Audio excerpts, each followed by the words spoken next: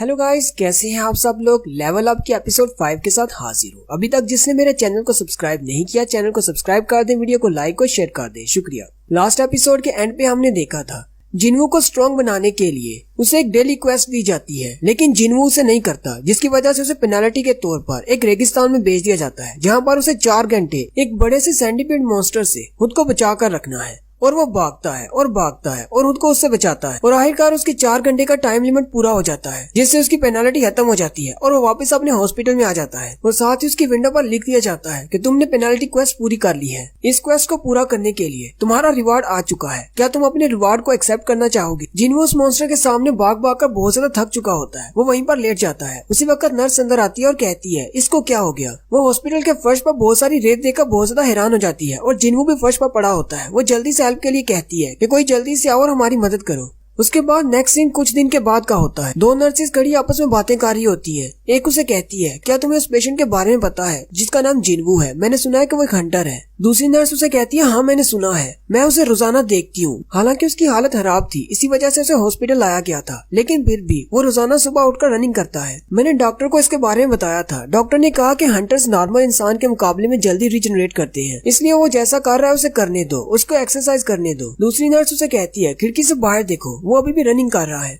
जिन्वू भागते हुए कहता है उस वाकये को पेश आए 4 दिन गुजर चुके हैं और मैं 4 दिन से लगातार वर्कआउट कर रहा हूँ। मुझे कुछ चीजों के बारे में पता चला है। पहली बात ये कि मेरे सामने ये जो विंडो ओपन होती है ये कोई इल्यूजन नहीं है, और दूसरी बात ये सिर्फ मुझे ही दिखाई देती है और किसी को भी दिखाई नहीं देती। जिन्वू अपनी डेली क्वेस्ट पूरी कर लेता है और साथ ही उसे ऑप्शन दिया जाता है कि डेली रिकवरी का ऑप्शन प्रेस करो। जिन्वू उसे जैसे एक्सेप्ट करता है उसकी सारी फटीग खत्म हो जाती है, यानी भाग भाग कर जितना भी वो थक जाता है अपनी एक्सरसाइज करके उसका सारी थकान खत्म हो जाती है। मोफेंग कहता है पता नहीं ये किस किस्म का मैजिक है, लेकिन डेली क्वेस्ट की एक्सरसाइज करने के बाद मैं बहुत ज्यादा थक जाता हूँ, लेकिन रिकवरी का ऑप्शन दबाते ही मेरी सारी थकान खत्म हो जाती है और मैं बिल्कुल नॉर्मल हो जाता हूँ। यही नहीं, मुझे डेली के स्टैट पॉइंट्स मिलते हैं। इसके अलावा मुझे गिफ्ट बॉक्स भी मिलते रहते हैं जिनमें अजीब सी चीजें निकलती है। मैं अपने स्टैट पॉइंट्स को अपनी एजिलिटी और अपनी हेल्थ को बढ़ाने के लिए इस्तेमाल कर सकता हूँ। मैं अपने स्टैट पॉइंट्स को अपनी हेल्थ में, अपनी सेंस में या फिर अपने इंटेलिजेंट पॉइंट्स में जितना भी बढ़ाता जाऊंगा उतनी ज्यादा मेरी ये सारी चीजें बढ़ती जाएंगी। अभी के लिए मेरा लेवल सिर्फ 1 है। मुझे लगता है कि शायद मेरा लेवल बढ़ने से मेरे बाकी के स्टैट पॉइंट्स भी बढ़ेंगे। इसके अलावा मेरे पास एक मेन्यू है जिसमें मेरे पास स्किल्स है और इन्वेंटरी का ऑप्शन है जहाँ पर मैं अपने वेपन्स रख सकता हूँ और अपनी उठाई हुई चीजों को वहाँ पर स्टोर कर सकता हूँ। ये तो बिल्कुल एक गेम की तरह है जो कि पता नहीं किस सिस्टम की वजह से कंट्रोल हो रहा है। फिर 1-2 दिन गुजरने के बाद जिन्वू अपनी रिसेप्शन वाली नर्स के पास जाता है और उसे कहता है मुझे कुछ देर के लिए छुट्टी चाहिए, मुझे हॉस्पिटल से बाहर जाना है। नर्स उसे कहती है लेकिन तुम्हें कहाँ पर जाना है। जिन्वू उसे कहता है मुझे कुछ काम है, वो निपटा कर आता हूँ।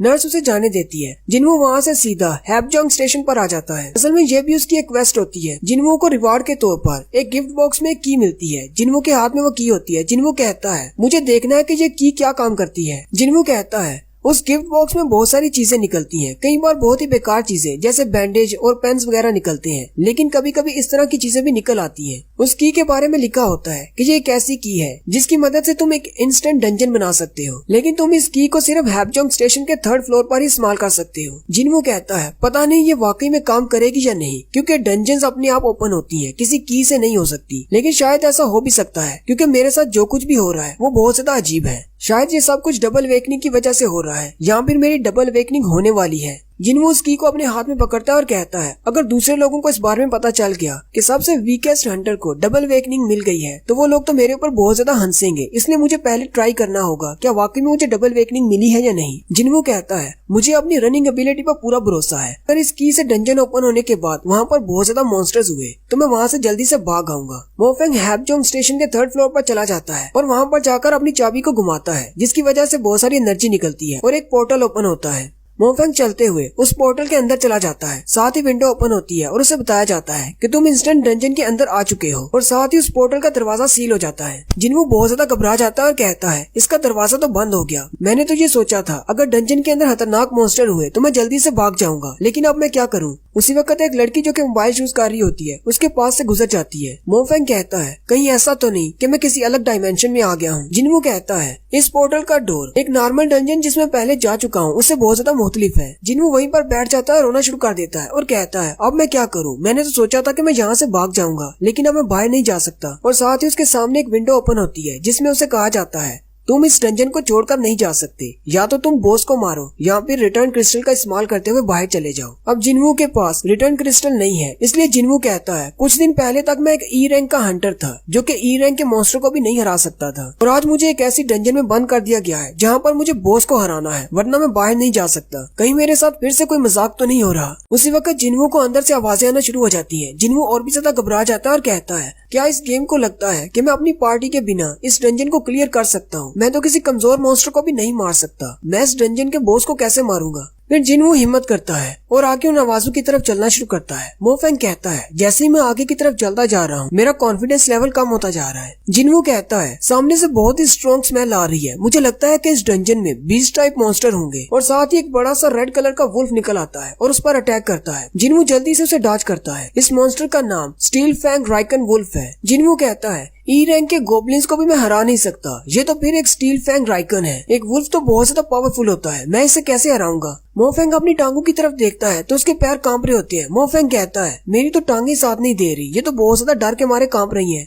वो भेड़िया फिर से आगे बढ़ता है और जिनवू पर अटैक करता है। जिनवू उसे डॉज करते हुए कहता है मेरे पास तो कोई हीलर भी नहीं है, मैं यहाँ पर जख्मी नहीं हो सकता, अगर मैं जख्मी हो गया तो मैं यहीं पर मारा जाऊंगा। वो वुल्फ पीछे हटने के बाद फिर से उस पर अटैक करता है। जिनवू पीछे की तरफ बैक फ्लिप करते हुए उसको डॉज करता है। जिनवू कहता है मुझे लगता है शायद मेरी एक्सरसाइज की वजह से मेरी बॉडी बहुत ज्यादा इलास्टिक हो गई है, अब मेरी बॉडी पहले से ज्यादा लाइट है। जिनवू उसके ऊपर से जंप मारते हुए नीचे आकर खड़ा हो जाता है और उसे कहता है मैं मौत के मुंह से वापस आया हूँ, मुझे जिंदगी जीने का दूसरा मौका मिला है, मैं तुमसे डरने वाला नहीं हूँ, मुझे अभी और स्ट्रॉन्ग बनना है, मैं अभी नहीं मार सकता। और साथ ही वो पंच मारता है उस भेड़िए के मुंह पर, जिससे वो भेड़िया दूर जाकर गिरता है। जिनवू खुद भी ये देखकर बहुत ज्यादा हैरान हो जाता है और कहता है मेरे पास इतनी ज्यादा पावर कैसे आ गई? कहीं इस वजह से तो नहीं मैंने अपने स्टैट पॉइंट्स को अपनी स्ट्रेंथ में डाल दिया था? लेकिन साथ ही वो सामने की तरफ देखता है तो वो स्टील फैंग राइकन फिर से उठ खड़ा होता है। जिनवू कहता है मेरे पास अभी जितनी भी स्ट्रेंथ है वो इसको हराने के लिए काफी नहीं। लेकिन जिनवू पहले से थोड़ा सा कॉन्फिडेंट हो जाता है और वो फिर से उस पर पंचेस मारना शुरू करता है, लेकिन उस भेड़िए पर कुछ भी असर नहीं होता। जिनवू कहता है चाहे मेरे पास कितनी भी फिजिकल स्ट्रेंथ क्यों ना हो, इन मॉन्स्टर्स की बॉडी पर इसका कोई असर नहीं होगा।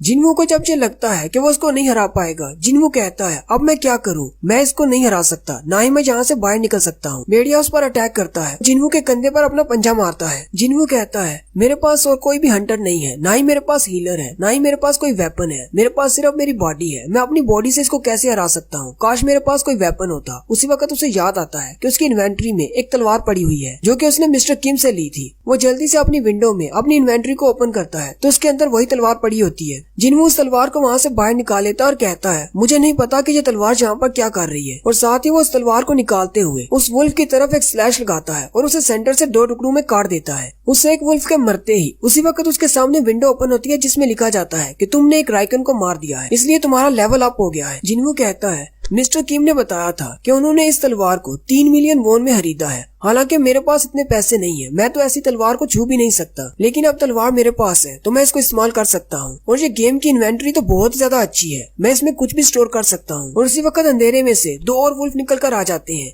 जिनवू कहता है अब मेरे पास एक तलवार है, अब मुझे इनसे डरने की कोई जरूरत नहीं, अब मेरा डर पहले से कम हो चुका है। पहली वाली स्लैश जब उसने लगाई थी तब उसकी तलवार नीचे फर्श में धंस गई थी।